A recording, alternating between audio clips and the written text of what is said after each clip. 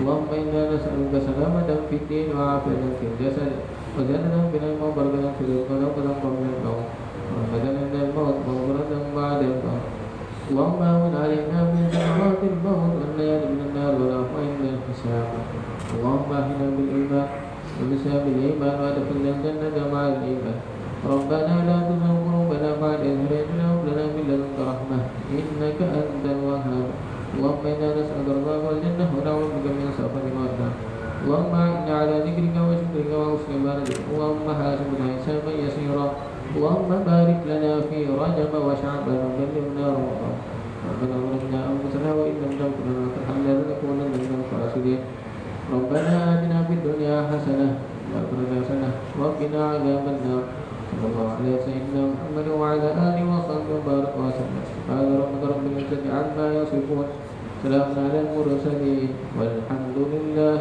رب العالمين قبل الله منكم اللهم صل صلاة كاملة وسلم سلاما تاما على سيدنا محمد الذي تهلو به العقد وتنفرج به الكرب وتقضى به الهوائج وتنال به الرغائب وحسن الخواتيم ويستسقى الغمام بوجه الكريم وعلى آله وصحبه في كل لمحة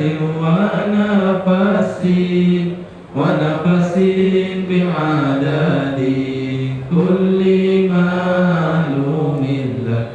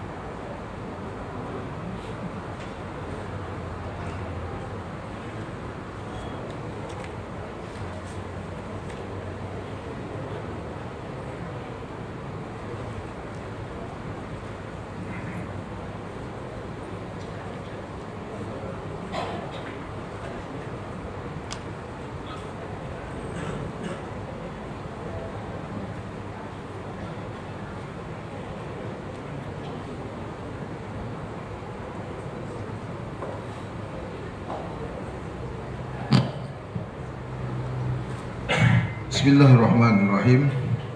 Assalamualaikum warahmatullahi wabarakatuh. Kita mulakan majlis pada malam mulia ini dengan kitab Al-Fatihah.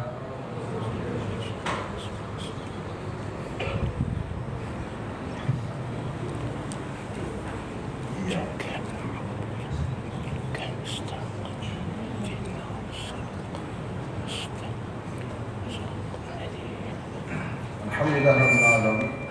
Wassalatu wassalamu ala asyrafil mursalin wa ala alihi wa sahbihi ajma'in. Rabbi shrah li sadri wa yassir li amri.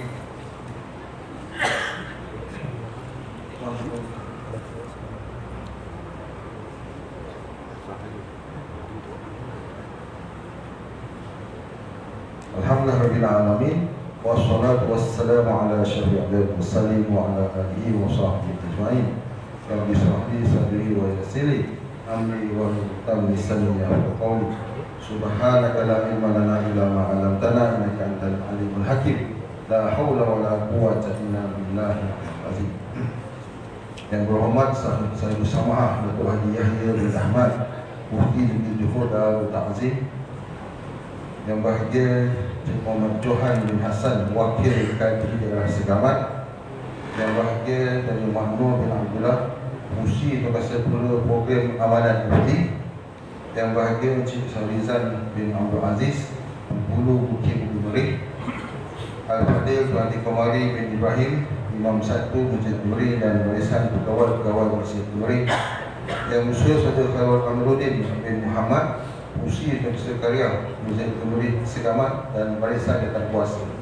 Untuk dan perempuan, alhamdulillah, syukuran kita panjatkan kepada Allah Ta'ala kerana telah dipertemukan kita pada hari yang mulia ini yang bersejarah untuk program Amanat Putih di Masjid Nuri. Program yang kedua kali ini diadakan di Masjid Nuri, alhamdulillah dapat dilaksanakan pada hari ini. Dan program ini sebenarnya rentetan daripada program budaya ilmu yang kami lancarkan sejak bulan 6 lepas, dan inilah penutup dari program tersebut, iaitu Amanat Putih. Jadi untuk tidak memasa lagi, silakan yang bahagia dari Mahmud bin Abdullah, Musi Tuan Satu Wakil Amanat Mufti, untuk mendapatkan ucapan awal. Mari bersilakan.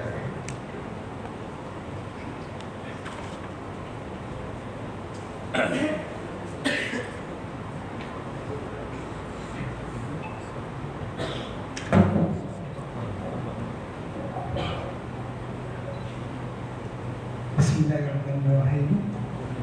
Assalamualaikum warahmatullahi ta'ala wabarakatuh.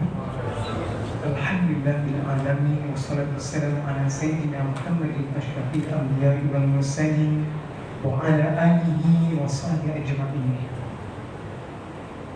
Yang berhormat, saya bersama Datuk Haji Yahya bin Haji Ahmad, Mufti Negeri Johor Darul Ta'zim.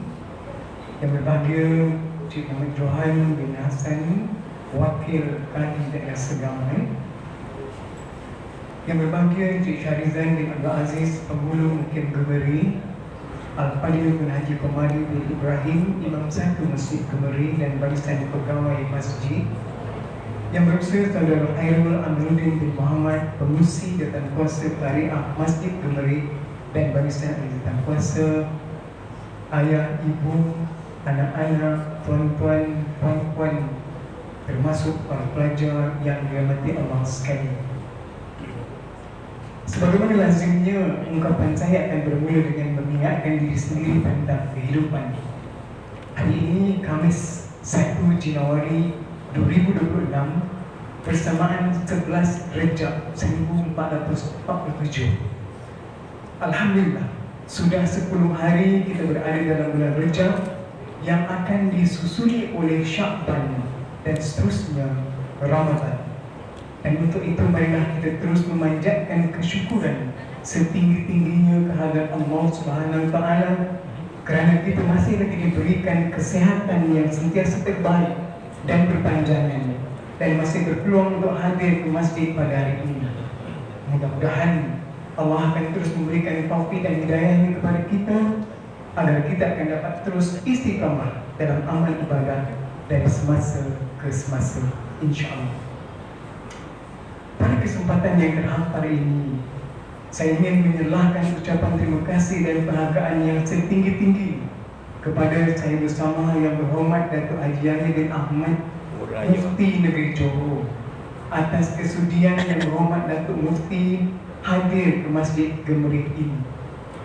Tingginya harapan kami agar kunjungan yang berhormat kepada kami jemaah masjid ini khususnya dan karya mungkin Gemerih ini umumnya, apatah lagi dengan pengisian program yang kami namakan sebagai Rejab dan Amanat Mufti yang akan disampaikan sebentar lagi.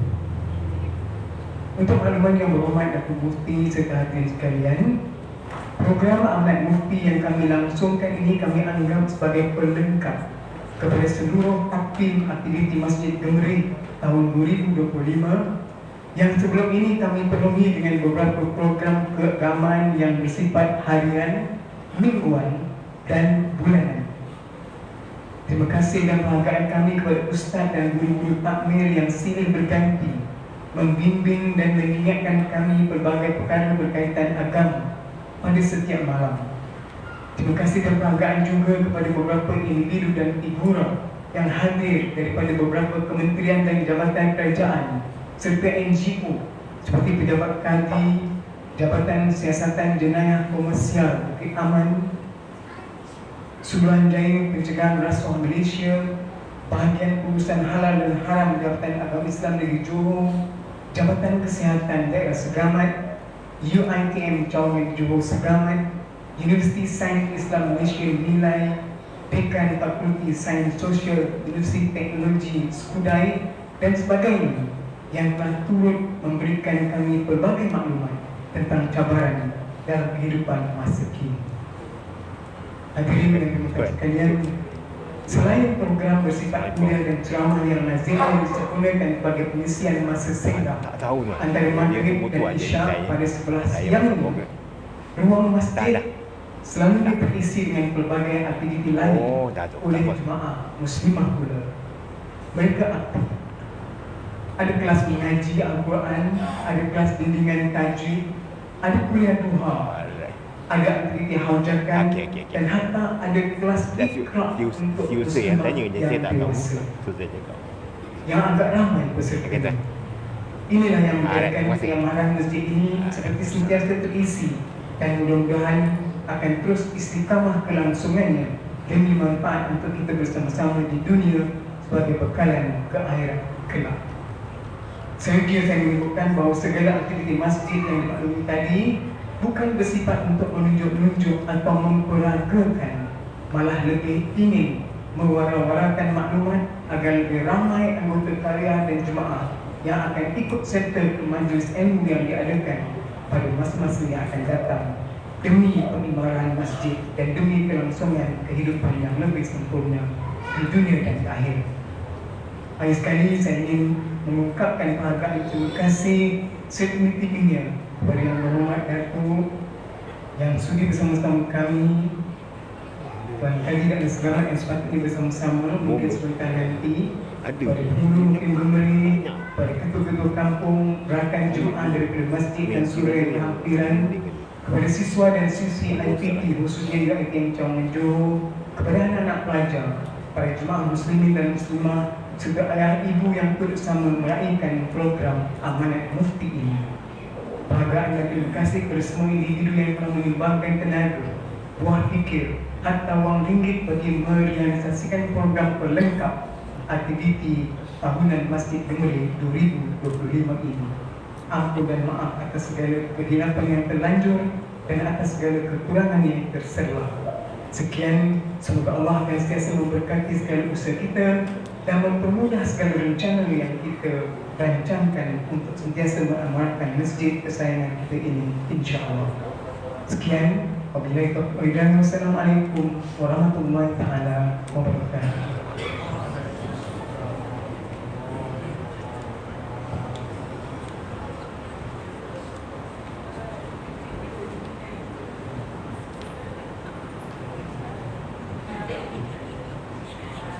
Alhamdulillah, terima kasih ucapkan kepada yang berbahagia dan jemaah Nur yang Abdullah. Terima kasih kepada Program Amanat Mufti atas ucapan oleh Allah SWT. Tuan-tuan dan puan-puan, sebelum kita mendengar amanat mufti, saya nak buat satu pengumuman. Bagi kanak-kanak mana yang berumur 7 tahun ke bawah, bolehlah makan dululah di belakang. Kanak-kanak ni kena dengar lah. Jadi kita bagi makan dulu. Mana kanak-kanak lah, yang kanak-kanak duduk sini lah. Tuan-tuan dan puan-puan, jadi ada saya yang bermaksud sekian. Kita teruskan kepada amanat mufti, iaitu disediakan saya bersama Datuk Yahya bin Ahmad Mufti di Johor untuk menyampaikan syarah bertajuk Rejam Amanat Mufti. Majlis dengan selamanya dipersilakan.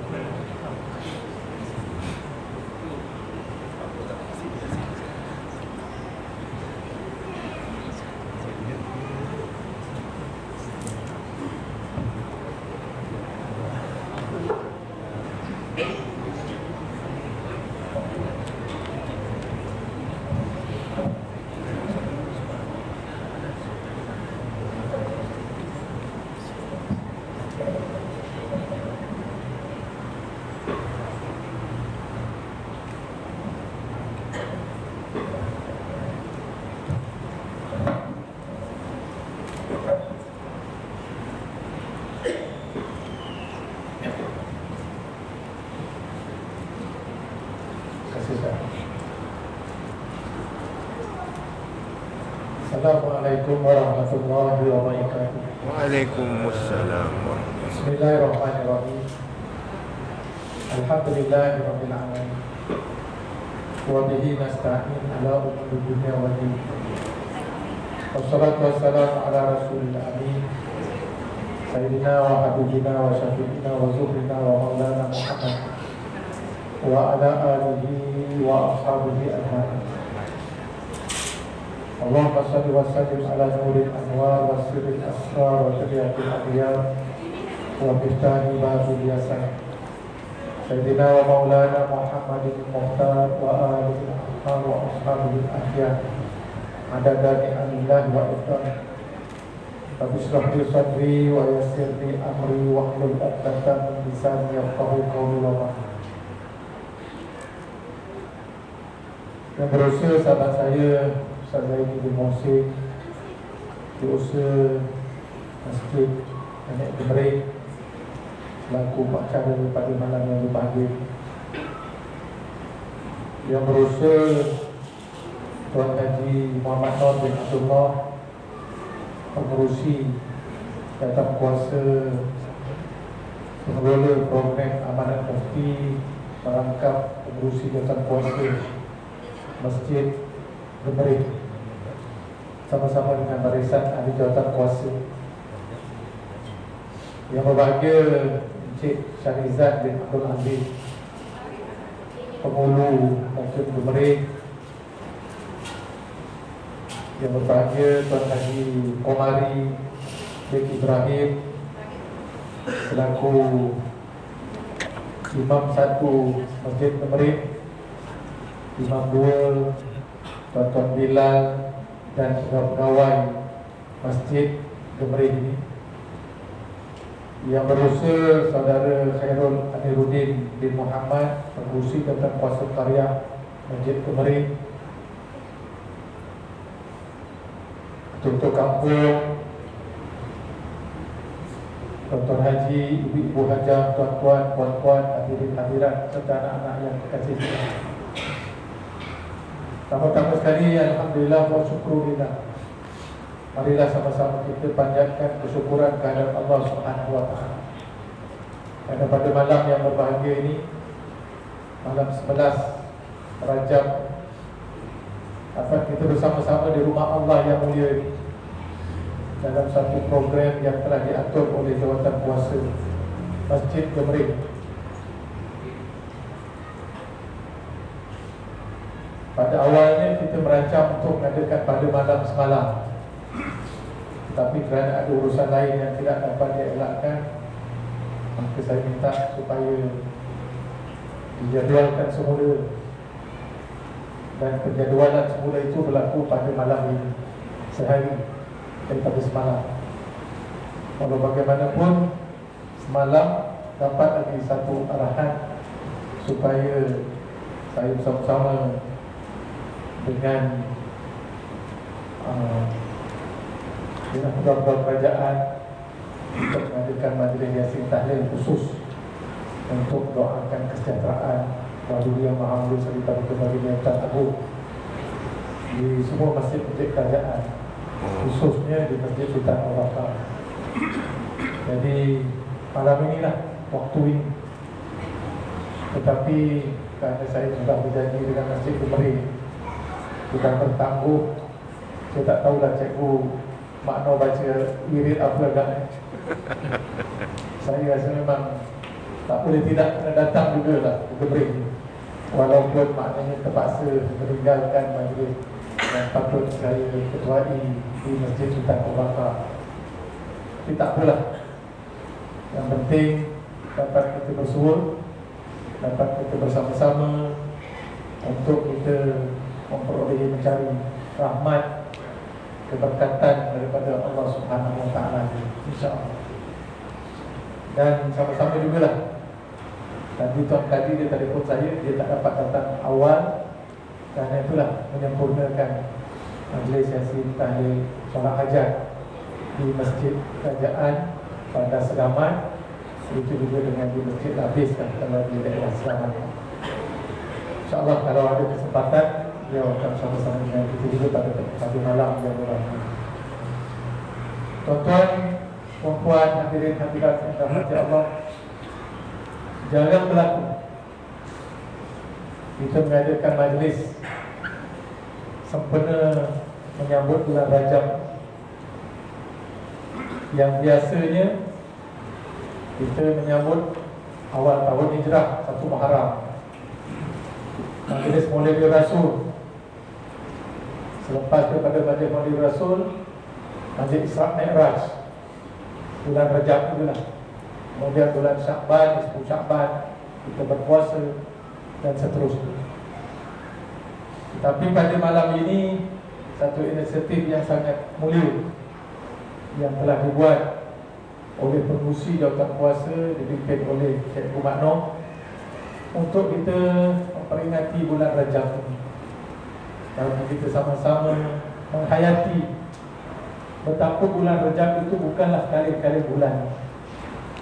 Selain daripada bulan Ramadan Al-Mubarak yang kita sedia maklum sebagai Sayyidul Syuhur, penghulu segala bulan, tetapi bulan Rajab ini mempunyai keistimewaannya yang tersendiri.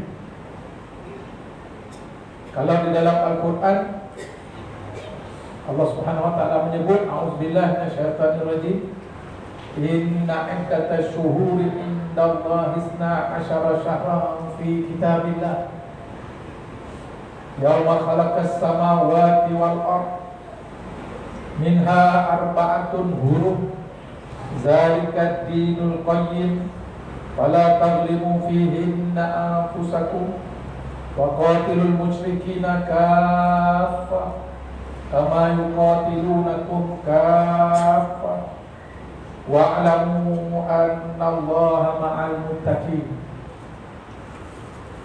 Alhamdulillah kita ramai anak-anak hafiz Al-Quran ini. Ini saya penyebab kenapa Gemeri ini biasa mudah-mudahan mendapat rahmat keberkatan daripada Allah Subhanahu Wa Taala di anak-anak hafiz. Begitu juga dengan daerah kita, begitu juga dengan negeri kita. Tapi bab hafiz ni saya kalau sempat saya akan sentuh sedikit. Yang maksudnya Allah Subhanahu Wa Taala berfirman, sesungguhnya bilangan bulan-bulan di sisi Allah Subhanahu Wa Taala itu ialah 12. Alhamdulillah, Tuan Kadi buatlah. Yang bahagia Tuan Kadi Jaga Selamat Al-Fadhil Asyik Tuan Haji Azhar Samadun. Kalau belum kenal lagi ni dah orang ni muda lagi, baru lagi di daerah Selamat. Ada 4 bulan Tuan Kadi. Ini fungsi itu. Boleh? Dah berapa bulan? Dah 8 bulan. Oh 8 bulan. 8 bulan baru lagi. Saya dekat Selamat 3 tahun. Saya di Segamat tahun 94 sampai tahun 90 awal 97. Allah Subhanahu wa taala menyebut inna iddatash syuhur indallahi 12 syahra fi kitabillah. Sesungguhnya bilangan bulan-bulan di sisi Allah ialah 12 bulan. Bagaimana yang disebut di dalam kitab Allah. Yauma khalaqas samawati wal ardh, hari yang Allah ciptakan langit dan bumi. Minha arba'atun, daripada 12 bulan itu, daripadanya 4 bulan yang dinamakan sebagai bulan-bulan haram. Itulah agama yang teguh. Jangan kamu melakukan kezaliman di dalam bulan-bulan tersebut. Jangan lakukan kezaliman kepada diri kamu, kepada nyawa. Tetapi sekiranya kamu diperang oleh orang-orang musyrik, maka peranglah mereka. Bagaimana mereka memerangi kamu? Ketahuilah bahawa sesungguhnya Allah bersama-sama dengan orang-orang yang bertakwa. Allah sebut di dalam 12 bulan setahun ada 4 bulan yang dinamakan sebagai bulan haram, yang dilarang untuk melakukan kezaliman, dilarang untuk melakukan keburukan. Memang bulan-bulan lain pun Allah larang. Yang haram tetap haram. Kezaliman itu satu perkara yang dicegah. Tetapi akibat dosa bagi orang yang melanggar tegahan Allah di dalam bulan yang 4 ini lebih besar daripada sekiranya kesalahan itu dilakukan di dalam bulan-bulan yang lain. Maka apakah bulan tersebut? Ulama telah menyatakan bagaimana yang ditunjukkan oleh Nabi sallallahu alaihi wasallam, iaitulah yang pertama sekali bulan Zulkaidah, yang kedua bulan Zulhijjah, yang ketiga bulan Muharram, dan yang keempat bulan lepas Muharram bulan Rajab. Sepatutnya Muharram, Safar, Rabiul Awal, Rabiul Awal, Jamadil Awal, Jamadil Akhir, tapi lompat kepada bulan Rajab. Disebut lagi bulan Zulkaidah, bulan Zulhijjah, bulan Muharram. Walaupun Muharram itu awal tahun, patut sebut Muharram itu, tapi ada sebabnya. Dan yang keempat bulan Rajab. Kenapa 3 bulan ini? Kerana 3 bulan ini, bulan Zulkaidah, Zulhijjah dan Muharram, kerana untuk memelihara syiar Islam. Bulan ini bulan haji. Bulan Zulkaidah ini, Zulkaidah, Zulhijjah kemuncaknya, dan Muharram ini dipanggil bulan-bulan haji. Orang nak mengerjakan haji. Maka bila nak mengerjakan haji, daripada zaman dulu, bukan saja zaman Nabi Muhammad, bahkan zaman Nabi Ibrahim lagi. Wa azim bil nas bil haji ya'tuka rijalan wa ala kulli dhamirin ya'tina min kulli fajin amik. Maknanya Allah perintahkan Nabi Ibrahim, bila Nabi Ibrahim bina Kaabah bersama dengan anaknya Nabi Ismail, Allah perintah supaya panggil serulah manusia. Macam manusia akan datang daripada seluruh pelosok untuk mengerjakan ibadah haji. Mukjizat lebih pada Nabi Ibrahim. Lalu masa-masa datang untuk mengerjakan ibadah haji pada bulan apa? Bulan Zulhijjah. Maka bulan Zulkaidah ni kenapa jadi bulan haram? Kerana mereka yang datang daripada jauh ni, dia tak datang bulan Zulhijjah. Dia datang lebih awal lagi, iaitulah bulan Zulkaidah. Dah mula berjalan untuk pergi ke Mekah menunaikan ibadah haji pada bulan Zulhijjah. Maka Allah haramkan, jangan berperang, jangan menzalimi, jangan merosakkan. Sebab bila kabilah-kabilah datang untuk Mekah ni melalui kampung-kampung, melalui negeri-negeri, melalui daerah-daerah dan sebagainya, maka mereka itu tidak boleh diusik, tidak boleh disakiti, tidak boleh diperapa-apakan. Kalau dibuat, maka dosanya berlipat ganda. Itulah bulan Zulkaidah. Bulan Zulhijjah kerana apa? Kerana bulan itu sudah tentu bulan orang semua mengerjakan ibadah haji. Bulan Muharram kenapa? Bulan Muharram kerana jemaah haji ini kembali semula ke kampung halaman mereka. Jadi tidak ada orang yang boleh mengganggu gugat mereka. Mereka berada dalam jaminan Allah Subhanahu wa taala. Berdosa besar kalau sekiranya mengganggu orang yang tidak berdosa, orang yang tidak salah. Kemudian tiba-tiba bulan Rajab di tengah-tengah diselangi dengan berapa bulan? Muharram, Safar, Rabiul Awal, Rabiul Akhir, Jamadil Awal, Jamadil Akhir, Rajab. 5 bulan diselangi dengan 4 bulan. Ayo, 5 bulan. Kerana apa? Kerana bulan Rajab ini mempunyai keistimewaannya juga yang tersendiri. Apa dia keistimewaannya? Kerana mengiktiraf apa yang telah dibuat oleh orang dahulu itu, yang mana dia panggil dulu memang orang Arab lalu antara kabilah dengan kabilah bergaduh, berkelahi, berperang, merebut harta dan macam-macam lagi. Tetapi ada satu kaum namanya kaum Mudar. Kalau ikut dalam asbab, kaum Mudar ni dia jadikan bulan Rajab itu sebagai bulan itu juga sama dengan bulan yang lain. Mereka tak berperang. Walaupun sebelum tu mereka berperang, masuk saja bulan Rajab mereka tidak berperang. Maka dengan sebab itu diiktiraf dalam Islam bulan Rajab itu juga sebagai satu bulan yang perlu untuk berjaga daripada melakukan perkara-perkara yang ditegak oleh Allah Subhanahu wa taala. Maka banyaklah fadilat bulan Rajab ini. Setidak-tidaknya sebagai 2 bulan sebelum kita menyambut Sayyidul Syuhur, penghulu kepada segala bulan. Sebab tadi Pak Imam baca, bukan Pak Imam, Imam muda kita baca ni kan, Allah barik lana fi Rajab wa Sya'ban. Saya nampak tadi pun dekat layar itu ada, Allah balighna, Allah barik lana fi Rajab wa Sya'ban wa balighna Ramadan. Ya Allah, berkatilah kami di dalam bulan Rajab dan bulan Sya'ban, dan panjangkanlah usia kami untuk kami sampai ke bulan Ramadan al-Mubarak. Nabi sebut di dalam apa tu sebuah hadis, in aradtum raha fi sakarat wa minal aksi wa huruj bil iman wa najatan minasyaitan. Kalaulah sekiranya kamu nak meninggal dunia dalam keadaan rahatin fi sakarat, dalam keadaan tenang semasa sakarat. Allahu Akbar.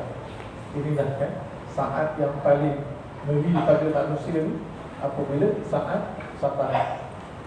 Kan Nabi dah berdoa kan, ya Allah, dah ada azab di sakarat ni, dia kumpulkanlah sakit daripada umat aku ni semua. Sakarat itu berikan kepada aku, ya aku yang menanggung kerana seksa ni sakarat. Orang yang nak meninggal dunia hanya Allah saja yang tahu betapa sakitnya nyawa itu nak dikeluarkan daripada jasad itu pada hari sakarat. Maka Nabi kata, kalau kamu nak tenang semasa sakarat esok, kamu nak hilang daripada rasa dahaga yang amat sangat, keluarnya roh dalam keadaan beriman, dan kamu selamat daripada bisikan syaitan. Itu gambaran sakarat. Orang yang akan meninggal dunia ni, dia akan melalui sakarat ni. Gambaran yang Nabi sebut, yang pertama sekali dalam keadaan yang dahsyat, dalam keadaan yang sakit. Yang kedua dalam keadaan yang sangat dahaga. Orang yang nak meninggal dunia ni, kita melalui sakarat akan rasa sangat dahaga. Yang ketiga, pada masa itu datang iblis dan syaitan yang akan menghasut menyesatkan kita pada saat-saat akhir itulah. Saat akhir itulah, bila sakarat, saat itulah iblis, syaitan berusaha daya upaya supaya kita besok akan jadi pengikut. Maka macam-macamlah kaedah. Kalau dalam hadis yang berbagai-bagai, menyerupai mak bapak tu, menyerupai orang yang dicinta, menyerupai orang yang dipercaya, untuk beriman kepada iblis dan syaitan, keluar daripada agama Islam, kufur. Ini keadaan. Nabi kata, kalaulah sekiranya kamu nak perkara-perkara itu tenang semasa sakarat, hilang daripada dahaga, keluarnya nyawa dalam keadaan kamu beriman, dan kamu berjaya daripada hasutan syaitan di saat itu, fahtarimu hadhihi syuhur, maka hendaklah kamu menghormati bulan-bulan yang 4. Hormatilah bulan ini. Bisyamin. Macam mana kita nak menghormatinya? Bisyamin, dengan kamu berpuasa. Berpuasa bulan Rajab. Ini satu perkara yang sangat besar sekali. Alhamdulillah. Sekurang-kurangnya pun kita ambil Isnin, Khamis, kemudian 13, 14, 15. Ini besok 12 ya. Jadi 13, 14, 15 kita dipanggil Yaumul Abyad, Yaumul Bid, hari putih, dalam 14 bulan Rajab. Kalau dapat puasa selang sendiri pun tak apa. Ikut puasa Nabi Daud, sehari berpuasa, sehari tak puasa, sehari puasa, sehari tak puasa. Bulan Rajab. Wa nadamin minal asam, dan kamu, Nabi kata, menyesali di atas dosa-dosa yang telah kamu lakukan. Wazkur, mengingati khaliqil anam, bersyukur mengingati Tuhan yang mencipta manusia. Tadkhulul jannata bisalam, ataupun tadkhulu jannata rabbikum bisalam. Nescaya bukan kamu rasa tenang semasa sakarat, tidak dahaga, terlepas daripada hasutan syaitan, yang akhirnya Nabi kata kamu akan masuk dalam surga Tuhanmu dalam keadaan yang selamat dan sejahtera. Dan alhamdulillah kita mengadakan sambutan bulan Rajab yang kebetulan pula malam ini, malam semalam ialah hari apa tu? Hari ulang tahun, tahun baru Masih kan? Itu tak apalah. Tapi soalnya kita menyambut bulan Rajab, walaupun sudah masuk hampir pertengahan bulan Rajab, untuk sama-sama kita mengisafi, untuk sama-sama kita mencari ruang, peluang yang ada di dalam bulan Rajab. Kenapa bulan Rajab? Sebagai persediaan. Tadi kita sebutkan, selepas bulan Rajab kita akan melalui bulan Sya'ban. Selepas bulan Sya'ban kita akan melalui bulan Ramadan Al-Mubarak. Ulama kata bulan Rajab ini umpama kita menanam benih. Bulan Sya'ban umpama kita membaja pokok yang telah tumbuh. Bulan Ramadan umpama kita memetik hasil. Maknanya memetik hasil macam mana? Kita dah latih bulan berpuasa, kita dah latih buatkan amal-amal ibadah kita, kita dah latih dengan berzikir, berwirid, berselawat, kita dah latih dengan semayang sunat dan sebagainya. Masuk bulan Sya'ban kita sudah terbiasa. Masuk bulan Ramadan dah tak ada masalah untuk kita bertarawih, untuk kita berpuasa sebenarnya, untuk kita membaca Al-Quran dan sebagainya. Kerana kemuncak kepada tuntutan ibadat kita dipatahkan adalah pada bulan Ramadan Al-Mubarak. Itu antaranya. Selain daripada bulan Isra' dan Mi'raj, bulan Rajab ini terkenal dengan peristiwa Isra' dan Mi'raj. InsyaAllah buat 27 Rejab, buat malam yang memperingati peristiwa Isra' dan Mi'raj. Panggillah mana-mana ustaz ke, kalau sekurang-kurang ni baca hadis yang panjang tentang Isra' dan Mi'raj sebagai salah satu daripada dipanggil mukjizat diberi oleh Allah kepada Nabi Muhammad yang hebat selepas daripada mukjizat Al-Quran. Kenapa hebatnya? Ialah bagaimana yang kita sedia maklum, Nabi naik ke langit, Nabi diisrakan daripada Mekah ke Masjidil Aqsa, ribuan batu jauh, kemudian naik daripada Masjidil Aqsa naik ke langit. Bukan hanya sampai ke langit saja, langit yang pertama, langit yang kedua, sampai langit yang ketujuh. Selepas langit yang ketujuh, naik lagi sampai akhirnya ke Sidratil Muntaha. Dan yang paling hebat sekali ialah mendapat perintah. Apa dia? Perintah sembahyang as-salat. Hebatnya bulan Rajab, kerana di bulan inilah Allah memerintahkan ataupun mewajibkan kepada umat Islam mendirikan sembahyang. Itu hebatnya Rajab. Ulama kata ibadah-ibadah yang lain Allah perintahkan kepada Nabi Muhammad melalui malaikat Jibril. Sembahyang apa ni? Berpuasa, berzakat, berjihad, menunaikan ibadah haji, berkorban, berwakaf dan seumpamanya apa saja perintah ini. Sama ada kewajipan atau larangan diperintahkan oleh Allah dalam Al-Quran itu melalui malaikat Jibril. Tetapi sembahyang diperintahkan oleh Allah kepada Nabi Muhammad SAW tanpa perantaraan Jibril.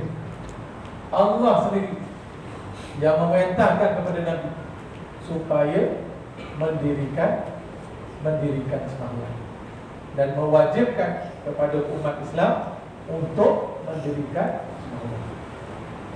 Yang pertama, hebatnya Isra' Mi'raj kerana dapat perintah sembahyang tadi. Selain daripada banyaklah peristiwa kan. Nanti kita kalau apa ni dalam Isra' Mi'raj kita akan sama mengenal apa peristiwa-peristiwa yang dilalui. Tetapi kemuncaknya ialah kewajipan sembahyang. Yang kedua, sembahyang itu ialah satu perintah yang diperintahkan oleh Allah Subhanahu Wa Taala kepada manusia di dalam bulan puasa. Inilah keistimewaan yang ada di dalam bulan Rajab. Tuan-tuan, puan-puan, hadirin hadirat yang dirahmati Allah, dah masuk Isyak tu? Sikit. Dah. Lagi laluan azan. Nanti ada bunyi. Sudah. Bila lah apa lagi.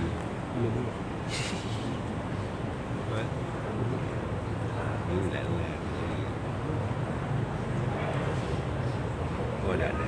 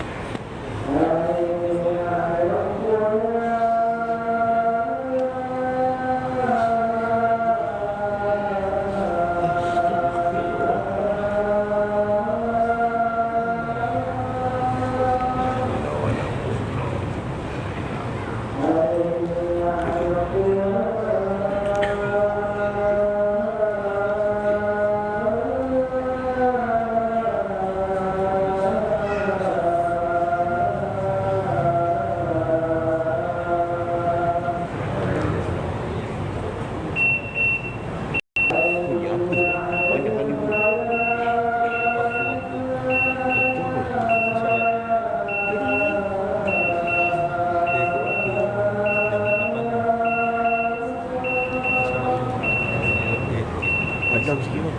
Padam ni. Bahaya bang. Tadi tegur masa dekat Bukit Tunggal. Ada 2 kali bunyi. Ada satu lagi confuse ni. Kau suruh bagian bila buka. Terus tak ada. Dia tak ceramah. Bunyi sana bunyi. Satu kau pakai bunyi ni kau boleh padamkan.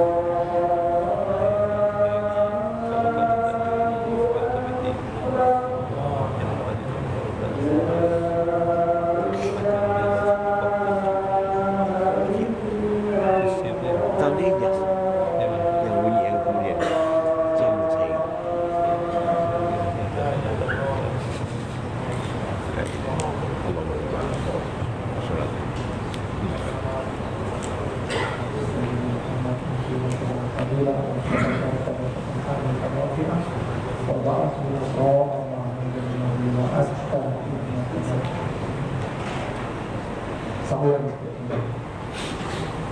itu tentang sembahyang as-salat. Kalau kita lihat apa yang saya sebutkan tadi dan juga daripada peristiwa Isra dan Mi'raj pada bulan Rajab, Allah kemuncak kepada Isra dan Mi'raj ialah kewajipan bersembahyang, yang mana sembahyang ini terus daripada Allah Subhanahu Wa Taala kepada Nabi Muhammad SAW, menunjukkan pentingnya ibadah solat.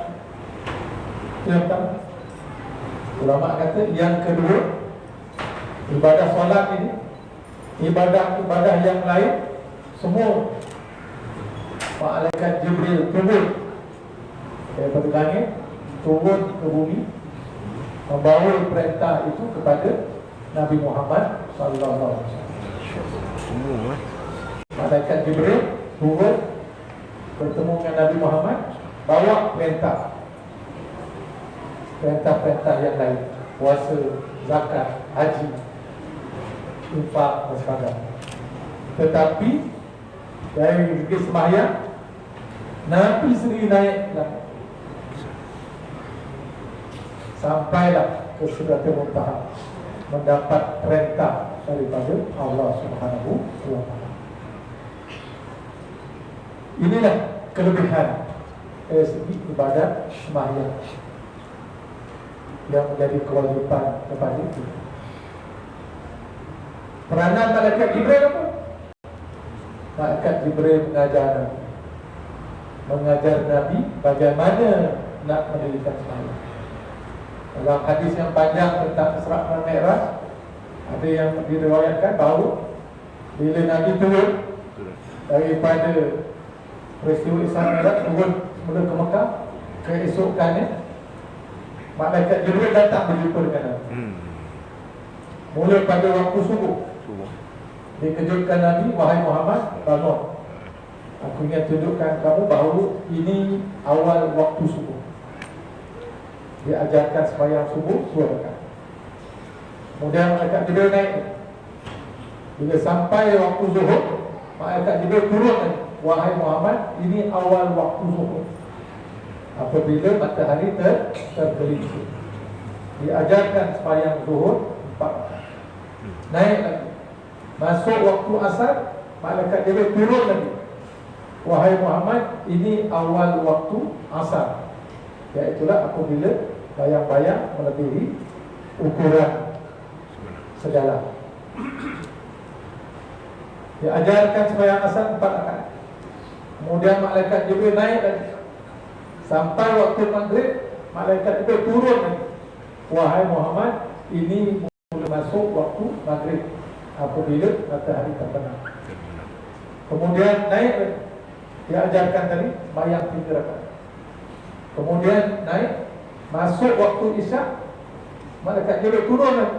Wahai Muhammad, ini awal waktu isyak, apabila semua matahari dah terbenam, dah tak ada lagi merah-merah di ujung langit, itulah tanda awal waktu isyak. Keesokannya Nabi malaikat Jibril turun lagi, tapi turun lewat. Bila waktu subuh, malaikat Jibril turun di akhir waktu. Malaikat ajarkan Nabi Muhammad, wahai Muhammad, ini akhir waktu subuh, apabila terbit matahari. Kemudian naik, waktu zuhur pun lambat turun. Malaikat Jibril jumpa dengan Nabi Muhammad, wahai Muhammad, ini akhir waktu zuhur, apabila bayang-bayang 2 kali ganda daripada galah. Kemudian waktu maghrib begitu juga, turun lagi malaikat Jibril, nyatakan kepada wahai Muhammad, ini akhir waktu maghrib. Kemudian waktu isyak pun begitu juga. Dah nak sampai waktu subuh, turun lagi, wahai Muhammad, ini akhir waktu isyak.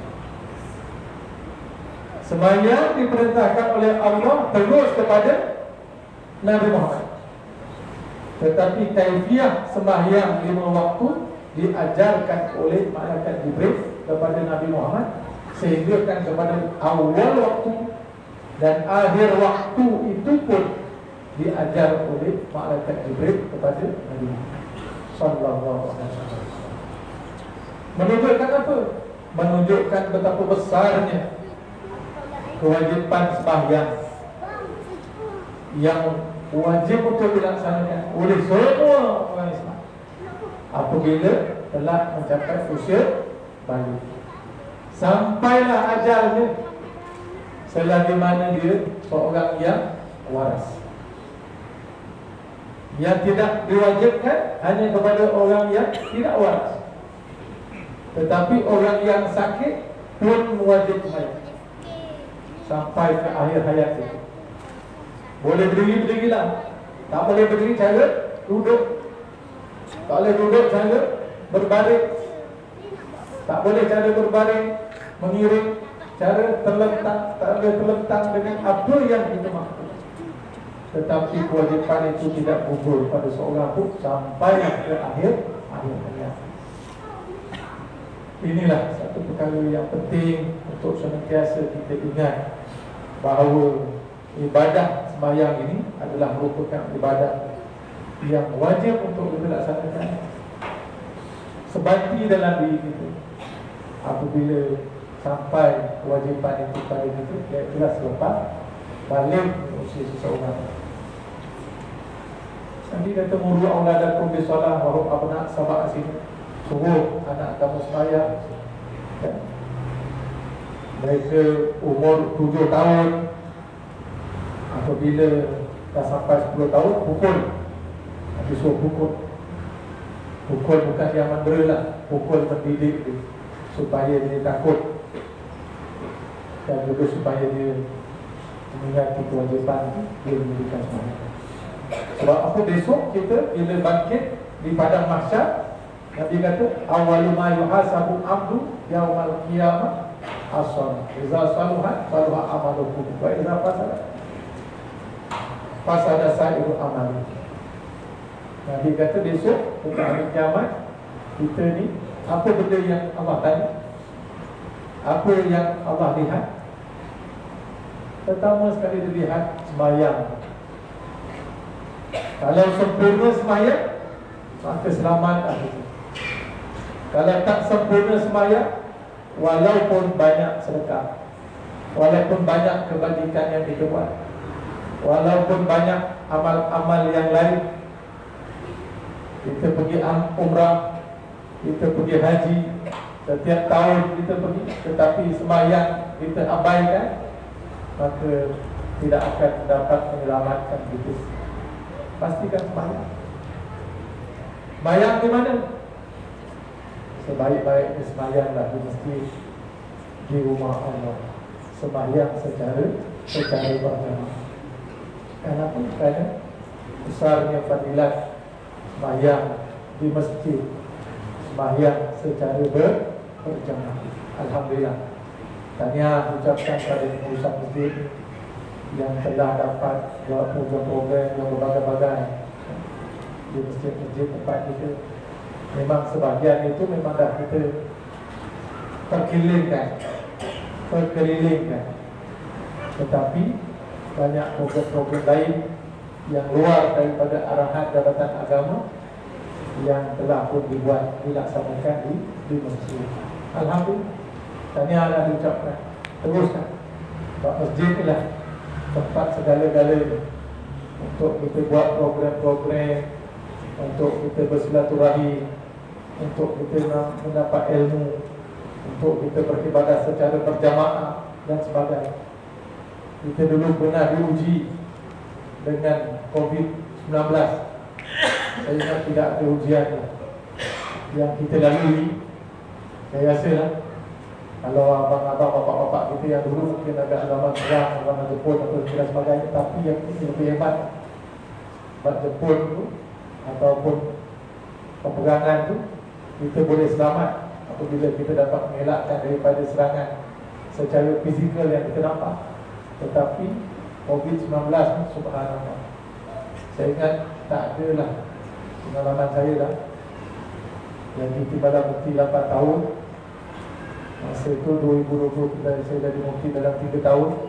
Tak ada pengalaman yang paling susah nak keluarkan fatwa kecuali fatwa COVID.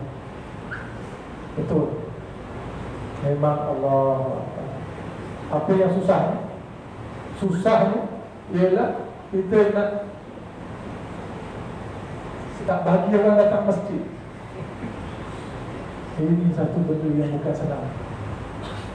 Yang lain tu memang kita galakkan. Fatwa lah, ajaran sesat ke, fatwa wajib buat itu, wajib buat ini dan sebagainya. Tetapi fatwa kata tak boleh sembahyang Jumaat. Subhanallah.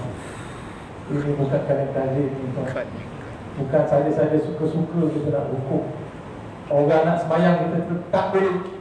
Sembahyang Jumaat tu sembahyang yang paling dituntut bagi kita ni orang lelaki seminggu sekali. Datang fatwa kata tak boleh. Orang yang datang tu kena hambat, kena kejar dengan polis. Masjid berpagar, masjid berkunci. Mula-mula datang kuasa bolehlah 40 orang selamat lagi. Tiba-tiba datang orang 12 orang. Kosong dulu, ambil nombor dulu. Tak dapat 12 orang, dah lepas 12 orang, tinggal 4 orang pula. Subhanallah. Nasiblah mufti dapat pengecualian. Sebab mufti pun dia tak sanggup bila dia nak tinggal sampai Jumaat. Tapi bukan kita saja. Fatwa itu telah pun dibuat secara ijma'. Mufti-mufti 14 mufti satu Malaysia kita bersidang daripada tengah hari sampai tengah malam. Ya. Sampai tengah malam masa buka kitab, cari dan sebagainya. Selepas daripada itu, bila Malaysia buat, ikutilah dengan kebetulan, bukan rujukan ke atau bagaimana, wallahu a'lam. Negara-negara lain, negara Indonesia, kata Saudi pun sama juga. Tutup pintu Mekah, tutup Masjidil Haram. Tahun itu tidak ada ibadah haji. Kita boleh tahan lagi. Tak bagi orang pergi sembahyang Jumaat. Mekah tak bagi orang pergi ibadah haji. Nak duduk dekat-dekat sini, kena kejar polis. Tak pakai mask ni, tak bawa sejadah. Bukannya kita ada-ada kan. Di Johor Bahru tu, kematian, ya Allah, tak ada nak cerita. Allah. Hari ni kita jumpa, molek-molek berbuat. Tapi masa tu dah ada sekatan-sekatan. Kawan-kawan kita dengar masuk hospital. Bila masuk hospital, Tidur kan. kena tidur kan. Bila tidur kan, Memang tidur terus. tidur terus. Tak adalah benda yang paling sedih, yang paling berat kita alami. Kecuali zaman Covid ada tuan-tuan. Saya banyak pergi kita di masjid-masjid tu, ramai yang nangis, sedih. Sebab apa? Bila saya tanya, sebab dia kata keluarga saya sendiri, bapa saya sendiri, suami saya sendiri, yang ada suami isteri, yang ada anak beranak, yang ada tinggal seorang adik. Adik-beradiknya, bapa maknya dah meninggal dunia sebab Covid dan kita. Pada masa tu saya ingat kita dah tak ada lah peluang untuk kita duduk macam ni lagi, kan? Saya ingat saya tak nak kita tak merasa lah nampak muka masing-masing, kecuali masing-masing tertutup, kan? Takut, nak salam pun takut, nak berjumpa pun takut. Memang berjumpa ke apa tu, bawa-bawa tiba-tiba je yakin kau, tiba-tiba je tengok dara kita pindah. Pergi hospital, keluarga nak meninggal, keluarga meninggal, tak boleh tengok jenazah, tak boleh huruf, tak boleh sentuh, tengok daripada jauh. Orang lain yang mengurus, orang tengok gambar pun tak boleh, hospital aja yang mengurus. Naik ke jenazah, kita tengok daripada jauh je, tak boleh pergi kampung, hospital yang menguruskan. Dah bumi besok lusa minggu depan baru boleh tahu. Ni lepas tu paket 299 ni Ahmad bin Abdul, baru kita tahu bapak kita dia kubur kat situ tu. Sampai gitu sekarang, ya Allah, ini ujian Allah kepada kita. Marah malu tuan, Dato', bila kita boleh ke masjid? Dato' nak tanggung kita tak pergi masjid, kita tak sembahyang Jumaat ni, Dato' boleh tanggung besok kat akhirat. Bila dah buka, orang tu tak datang dulu. Tak nampak tu banyak orang yang garang sangat masa Covid tak bagi datang masjid. Tak ada pun sekarang, tak ada pun, tak datang pun. Yalah, semangat. Tapi itulah cerita. Saya ingat cerita Covid ni macam Allah bagi kita peluang kedua sebenarnya. Kalau dalam kampung kita, kalau dalam tempat kita, yang hari ini kita dibagi kesihatan begini, dah tak ada lagi penjarakan, dah tak ada lagi tegahan daripada salam-salaman. Yang kita baca lepas mayang tadi itu, mayang tadi imam baca kan, Allahumma apa tu, Allahumma salli ala sayyidina Muhammad, apa sa'anu salat, Allahumma ajirna, nariyah tu. Itu sebenarnya Allahumma. sebab bila kita sembahyang, lepas sembahyang kan kita bersalam-salaman. Jadi bersalam-salaman kita berselawat. Jadi bila masa Covid tu, kita kan dah tak boleh nak bersalam-salam. Jadi bila tak boleh nak bersalam, tak ada selawat. Jadi ada pandangan supaya kita berselawat lah. Lepas bersalam, lepas doa kita berselawat. Sebab Covid ni dah tak boleh nak salam-salam. Jadi itu yang lepas sembahyang baca doa tu, kita baca selawat nariyah. Tapi selepas daripada habis Covid dan sebagainya, kalau nak sambung lagi tu terpulang lah. Sebab takut juga nanti ada orang kata bid'ah. Ini lagi bid'ah dia. Dulu tak ada pun selawat, nanti tak dapat selawat nariyah lepas daripada solat Jumaat. Tiba-tiba kat Johor ada pula selawat nariyah. Tapi cerita dia begitu, nak buat lah, tak buat apa. Tapi kalau buat dapat pahala, sebab kita berselawat. Jadi itu cerita. Jadi itulah tuan-tuan perempuan ada di akhirat. Bukan hanya sekadar orang kata ke masjid, tetapi kehidupan kita seharian pun begitu. Bila kita sakit, Allah uji, kita rasa ya Allah, kenapalah masa aku sihat aku tak datang masjid. Ya Allah, kenapalah masa aku sihat aku tak mengaji. Ya Allah, kenapalah masa aku sihat aku tak bersedekah. Ya Allah, kenapalah masa sihat aku tak buat kebaikan-kebaikan begini. Tetapi bila kita baik, bila diangkat oleh Allah SWT ujiannya, selalu kita Itu kita terlupa. Tak buat itu. Tak pergi pun ke masjid, tak pun mengaji Al-Quran, tak pun bersedekah, tak pun begitu, tak pun pergi. Jadi insaf sama-sama. Itu datangnya bulan Rajab untuk mendidik kita sebelum bulan Ramadan besok, untuk kita bersungguh-sungguh melipat ganda segala amalan yang buruk. Bukan saja berpuasa, bukan saja datang ke masjid sembahyang berjamaah, bertarawih, tadarus Al-Quran, bersedekah, berinfak, buat kebajikan dan sebagainya. Dia tidak akan datang tiba-tiba je. Masuk dia satu Ramadan, dia terus berubah begitu, tanpa ada latihan daripada bulan-bulan sebelumnya.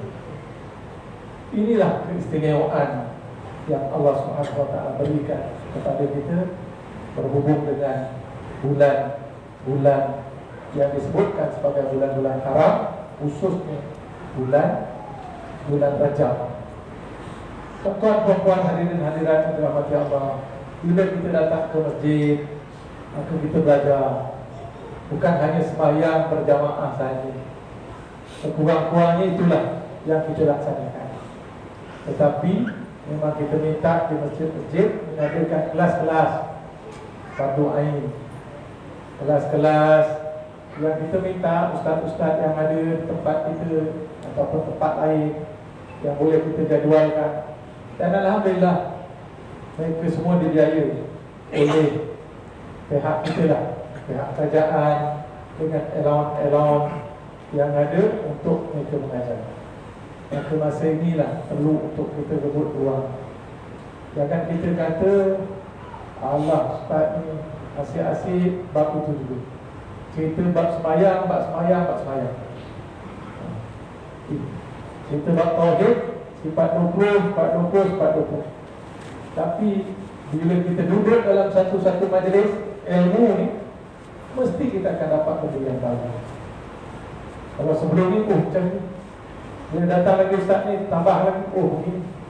Datang lagi, begini. Sebab apa? Sebab memang Allah dah sebut bahawa ilmu Allah itu luas. Kalaulah 7 lautan dijadikan sebagai tinta dakwat untuk menulis ilmu Allah, nescaya akan pergi 7 lautan. Ilmu Allah itu tidak berakhir. Jangan kita rasa kita dah cukup ilmu, kita dah tahu semua. Sebab kadang-kadang dengan sebab begitulah, kadang-kadang kita tanpa kita sedar, kita telah melakukan banyak kesalahan. Kalau dari segi ibadat kita, amalan kita, benda yang kita tak tahu, itu yang kita buat. Benda yang salah, itu yang kita buat. Faham kita itulah betul, tapi sebenarnya bila datang ustaz, datang kita belajar, barulah kita tahu, begitu, begini itu. Itu juga dengan bab tauhid, bab akidah. Bila kita datang belajar, kita tahu sebenarnya bukan hanya tauhid akidah itu hanya sifat 20 saja yang itu sebagai asasnya, tetapi bagaimana kita nak taklukkan, bagaimana kita nak mengaitkan kita ni sebagai hamba kepada Allah SWT dengan sebenar-benarnya, dan bagaimana kita nak menjadikan Allah itu sebagai Tuhan kita dengan sebenar-benarnya. Itu tentang akidah yang perlu untuk kita lakukan. Itu pada hari ini apa yang kita katakan sebagai akidah Ahlussunnah wal Jamaah, Al-Asy'ariyah dan Al-Maturidiyah, biasa kita tekankan. Bahkan kalau dekat tempat kita pun di Negeri Johor, memang siapa pun nak mengajar, mestilah kita beri tauliah lebih dahulu. Kadang-kadang orang senang dia kata, apa yang susah sangat? Nabi nak kata balighu anni walau ayat, sampai kepada aku, daripada aku walaupun satu ayat. Nak mengajar agama pun susah sangat. Apa nak bertauliah? Itu kadang-kadang kita tak faham. Sebenarnya memang daripada zaman Nabi dulu pun menekankan soal itu. Nabi nak melantik sahabat, Nabi pun kemudian itu. Nabi nak lantik siapa? Muaz bin Jabal, nak lantik sebagai khalifah, sebagai imam, gubernur di Yaman. Nanti tunggu. Soal Muaz, kalau datang pada kamu soalan, Kamu nak jawab macam mana? Muaz kata saya akan rujuk Al-Quran. Kalau tak ada dalam Al-Quran, saya akan rujuk pada hadis Nabi. Kalau tak ada dalam hadis Nabi, saya akan berijtihad berdasarkan kepada Al-Quran dan hadis. Dan saya tidak akan menelurus. Dia kata betul, bagus. Dia doakan dia, pergilah. Maknanya Nabi taliahkan untuk dia. Datang sahabat yang lain, namanya Abu Zar Al-Ghifari, mohon juga kepada Nabi. Nabi temu juga. Nabi kata akhirnya, wahai Abu Zar, kamu tidak punya kelayakan pada perkara yang kamu mohon. Kalau aku bagi kepada kamu, dia akan jadi satu bebanan kepada kamu yang akhirnya kamu sakitkan. Tak dibaginya. Begitu jugalah dengan apa yang kita buat, pihak berkuasa buat. Sebab ramai sebenarnya guru-guru yang bertauliah dekat Segamat ni pun cakap berpuluh, mungkin ratus dekat ni. Kita bagi tahu dalam negeri Johor je, 1,000 lebih tahu. Asalkan orang itu ada kelayakan, mempunyai pendidikan dan fahamannya mestilah fahaman Ahli Sunnah wal Jamaah, Al-Asy'ariyah dan Al-Maturidiyah. Kalau tidak, maka minta maaf, kita tak benarkan untuk mereka menyampaikan bercakap bersama. Bahkan bukan apa ni orang cakap agama, orang politik sekalipun. Wa imma wakil rakyat, wa imma ketua bahagian, hati apa pun kita tak benarkan untuk bercakap di rumah Allah. Ini titah baru yang Allah Tuhan kunci. Kecuali yang boleh orang politik bercakap, yang pertama Menteri Besar, yang kedua Esko agama. Yang lain boleh datang, boleh masuk dalam itu, tetapi berucap, bercakap tidak dibenarkan sama sekali. Ini 4 tahun, ini kita nak jaga. Tuan-tuan, pada hari ini ya Allah, sebab itulah kita kata kita kena datang ke masjid. Sebab masjid di tempat untuk kita menuntut ilmu, masjid untuk kita muzakarah. Kalau ada apa permasalahan, di sinilah tempat kita nak merujukkan kepada orang yang menyampaikan ini. Kalau dia tak dapat, tak apa, minggu depan saya akan jawab. Saya akan rujuk dulu kepada kadi dan imam. Saya akan rujuk dulu kepada pihak yang lebih berautoriti untuk menjawab soalan. Kalau tidak, pada hari ini bukan saja orang yang orang yang nak bercakap. Semua orang nak bercakap. Semua orang nak memberi hukum. Kadang-kadang minta maaf lah. Kita tahu orang ni sebelum ini rasa macam dia ni arti. Tiba-tiba sekarang ni bila dia dah pakai jilbab, tiba-tiba dia dah pakai kopiah, cakap tentang agama, nak memberikan satu hukum bahawa dia tidak ada asal pendidikan pada agama. Akhirnya ada juga orang ikut, ada juga pengikut. Subhanallah. Dekat Johor pada hari ini pun ada juga fahaman-fahaman yang kita ambil tindakan, yang yang tegas. Akhirnya kita tangkap. Antaranya apa yang disebut sebagai apa pahaman Hizbut Tahrir, pahaman Milah Abraham. Hizbut Tahrir ni dia kata nak jadikan semua satu dunia ni di bawah satu lembayung khalifah. Tetapi bila kita siasat, bukan bagaimana apa yang berlaku, benda yang mustahil, bukan bagaimana yang diajarkan oleh Nabi dan juga para ulama salaf besar. Milah Abraham, dia kata semua agama satu, Yahudi, Islam, Nasrani pun ada pengikut di negeri Johor. Sekarang ni kita tengah patah banyak lagi ajaran-ajaran, fahaman-fahaman yang berbahaya, yang akhirnya boleh merosakkan agama. Tapi bila kita tak belajar, bila kita tak tahu, kita mudah tertarik dengan watak seseorang itu. Kadang-kadang sampaikan orang itu mengaku, bukan mengaku Imam Mahdi, mengaku Nabi, sampai mengaku Tuhan pun ada orang yang percaya. Dan ada orang yang ekstrim jadi pengikut itu. Tuhan Harun macam mana? Berapa ramai dia punya pengikut Yakin yang mengaku jadi Nabi, yang mengaku jadi imaman. Berapa ramai? Kenapa boleh terpengaruh? Karena kita tidak ada asal. Kita tak datang ke masjid, kita tak belajar. Sebab kita ingat zaman kita belajar masa sekolah. Tak begitu. Sebab agama ni hari-hari kita amalkan, hari-hari kita hadapi, dan hari-hari perlu kepada panduan dan juga bimbingan yang sahih supaya dapat kita amalkan dengan sebaik mungkin. Tuan-tuan, puan-puan, hadirin hadirat rahmati Allah sekalian, aku ni mungkin sampailah ke penghujung apa yang saya ingin sebutkan di tuan-tuan dan puan-puan. Alhamdulillah, tahniah kepada masjid ini yang telah mengadakan program-program yang sebegini. Saya ingatkan biasanya apa ni, program iftar ni bulan Ramadan aja. Rupanya tuan kali ya, Rajab pun ada iftar jama'i juga di masjid. Ya, Alhamdulillah. Kita ada anak-anak tahfiz, kita ada adik daripada IPT, kita juga IPM, daripada masyarakat tempat, ada yang golongan profesional, orang apa ni, yang sama-sama menjayakan program-program yang diatur di masjid. Jadi kita sangat-sangat menggalakkan, dan saya ingat untuk program yang inilah sebagai satu penghargaan, saya daripada Jabatan Haji kita akan bagi peruntukan RM3,000. Masya Allah. Allahumma salli ala Untuk program ini Pak Ustaz Azmi, Allahu tugaskan Ustaz Azmi. Nanti dia akan buatkan bagaimana cara untuk buat tuntutan daripada program Sekretariat Ahli Sunnah wal Jamaah. Kita buat di sekolah-sekolah tu, kita buat, insyaAllah tahun ni kita akan buat. Kita ada satu bahagian sekarang ni, bahagian Sekretariat Ahli Sunnah wal Jamaah, untuk penerangan, untuk pendedahan dan sebagainya, untuk ceramah, forum dan sebagainya kepada masyarakat di sekolah, di kilang, di mana-mana pun.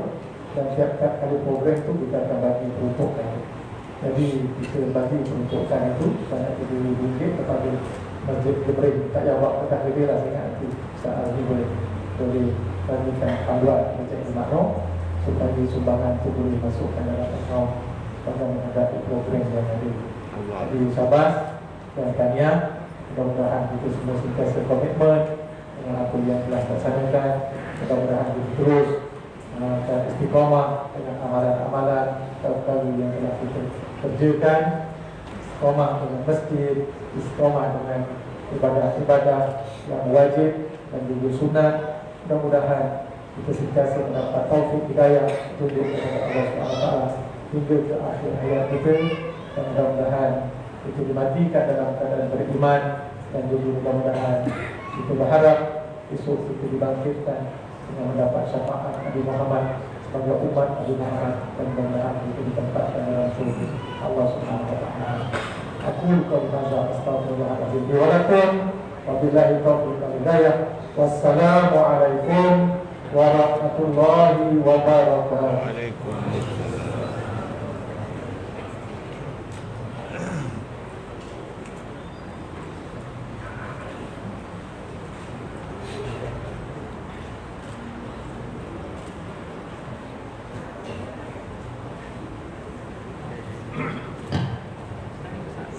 Alhamdulillah, terima kasih yang berbahagia yang berhormat Saudara Samahan Datuk Yahya bin Ahmad Mufti di Johor Darussalim atas amanah Mufti Sultan, insya-Allah. Jadi di antara amanat beliau tadi, iaitu yang pertama adalah istiqamah dalam beribadah solat, dan hendaklah kita memakmurkan, mengimarahkan masjid ini, terutama bagi lelaki lah, rasa-rasa solat di masjid. Yang kedua adalah kita istiqamah dalam berilmu, terutama di masjid dan sebagainya. Dan oleh itu beliau inginkan supaya kita mengimarahkan masjid dengan sebaiknya, menggunakan ilmu yang berakhir di muzakarah di masjid. Tuan-tuan dan puan-puan, alhamdulillah kita syukur kepada Allah dapat mendengar amanat daripada Tuan Mufti tadi. Selepas ini kita akan solat Isyak. Lepas solat Isyak, kita akan sambung sikit untuk majlis penyampaian hadiah yang kita laksanakan semalam untuk kanak-kanak pewaris, pewaris kita yang kita sampaikan selepas solat Isyak. Jadi kita tutup sekejap untuk kita solat Isyak. Sekian, Assalamualaikum warahmatullahi wabarakatuh.